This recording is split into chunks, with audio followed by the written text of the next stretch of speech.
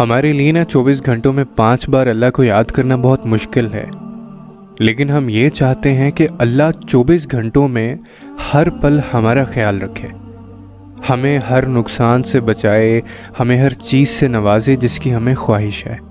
تو آپ اس چیز کی فکر مت کریں کہ وہ آپ کا خیال کیسے رکھے گا۔ بنانے والا خوب جانتا ہے کہ اس نے جسے بنایا ہے اس کا خیال اسے کیسے رکھنا ہے۔ جس رب نے آپ کو بولنے کے لیے زبان دی ہے، وہ کیسے نہیں جانے گا کہ اس زبان نے کتنی دفعہ تھر تھرا کر اس کا نام پکارا ہے۔ جس رب نے دل بنایا ہے، وہ کیسے نہیں سمجھے گا کہ اس کی اکھڑتی ہوئی دھڑکنیں اللہ سے کیا مانگ رہی ہیں۔ وہ سنتا ہے، وہ سمجھتا ہے۔ آپ بھی یہ سن لیں، آپ بھی یہ سمجھ لیں کہ وہ آپ کو تنہا نہیں چھوڑے گا۔ اور جیسے ہر انسان کا کسی دوسرے انسان سے ایک الگ رشتہ ہوتا ہے، اسی طرح ہر شخص کا اللہ پاک سے بھی الگ ہی رشتہ ہوتا ہے۔ اللہ سے اپنے رشتے کو محسوس کریں، اس پہ یقین رکھیں، اتنا کامل یقین کہ اس سے اپنی ہر بات منوا سکیں۔ اللہ کی محبت کے علاوہ کسی محبت میں سکون نہیں ہے، اس کے علاوہ کوئی اچھا دوست نہیں ہے۔ اس سے دوستی کر لیں، کوئی مشکل آپ کو پریشان نہیں کرے گی۔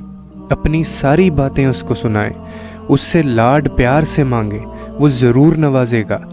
اور جانتے ہو، مجھے ایک چیز اللہ سے مانگتے مانگتے کبھی نہیں تھکنے دیتی، اور وہ ہے قبولیت۔ اس نے تو کبھی اپنے در سے خالی نہیں لوٹایا مجھے۔ میں نے مانگا اور اس نے دیا ہے۔ ہاں، کبھی کبھی میں ہمت ہار جاتا ہوں، پر نماز پڑھ کر وہ ہمت دوبارہ پختہ بھی کر لیتا ہوں۔